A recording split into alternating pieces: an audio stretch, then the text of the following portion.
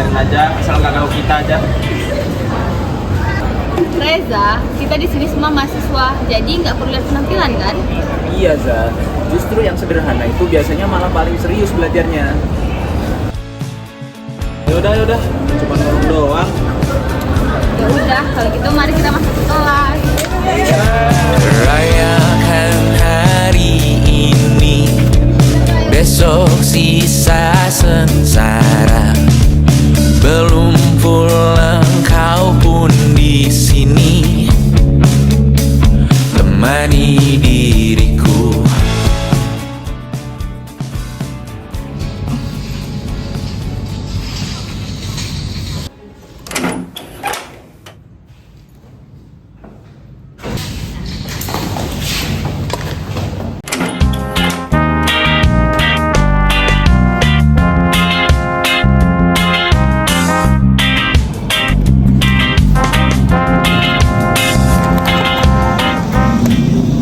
Oke, jadi hari ini kita akan membagi kelompok untuk proyek Pancasila. Untuk kelompok selanjutnya, kelompok 4, Reza, Nadia, Fadil, Maya, dan Gita. Serius kita sekolah iya. Ya udahlah, mungkin dosennya mau kita belajar sabar.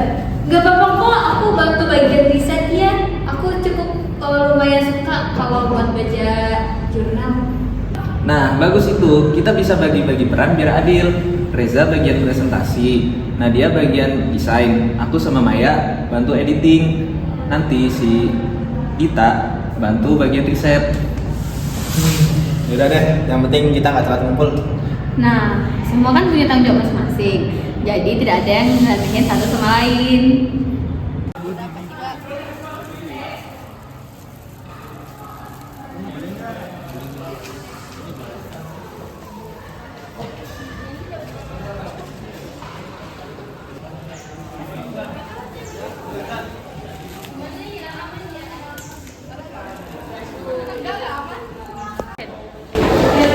Akhirnya kelar juga, lapar banget. Aduh, aku bantuin ya. Ya Allah, ya gimana sih? Nggak usah. Ya ampun Nadia. Baru juga beli, jadi baju motif baru tuh. Reza, cantik tawa gitu. Itu bisa kejadian ke siapa aja. Bisa aja nanti kalau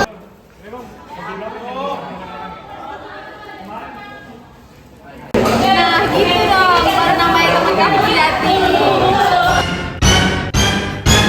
Baik anak-anak, hari ini kita akan melakukan ujian kalkulus. Bukunya disimpan, tidak boleh lihat kanan kiri, dan tetapi boleh menggunakan kalkulator. Bagaimana? Apakah sudah siap? Siap. Ya, ayo Mbak, ini bukunya Mbak, dimasukin. Mbak, mundurin Mbak kertasnya, mundurin. Yuk. Terima kasih Bu. Kerjakan ya. Ya Bu.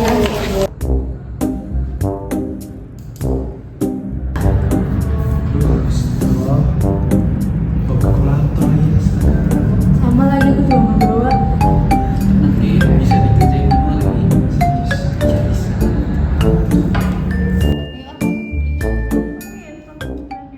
Itu yang belakang tengah pindah ke depan. Ah, saya Bu. Iya, kamu pindah ke depan.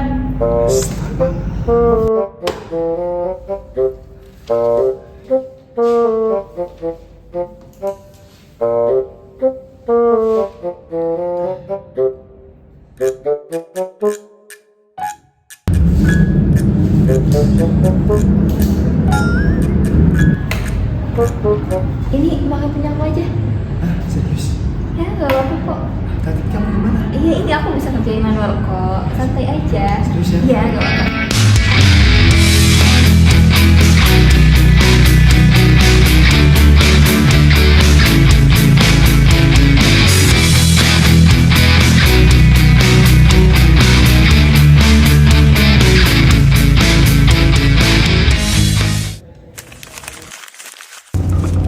Akhirnya aku sadar kalau selama ini aku tuh ternyata cuma jaga image. Sadar juga kan bisa. Semua orang itu bisa melakukan kesalahan, tapi nggak semua orang mau berubah. Aku juga ngerasa nggak enak nih, sering ikut-ikutan nilai Dita. Aku nggak nyimpen apa-apa kok. Kadang orang cuma belum kenal aja. Nah, sekarang kita itu harus saling belajar mengerti satu sama lain. Itu juga termasuk contoh penerapan keadilan loh. Dulu saya pikir sila kedua hanya sekedar teori, sesuatu yang kita hafal tapi tidak pernah benar-benar kita pahami. Saya merasa selama saya nggak jahat, berarti saya sudah cukup baik. Padahal nyatanya saya sering ngeremehin orang, sering ngomong seenaknya, termasuk ke Dita.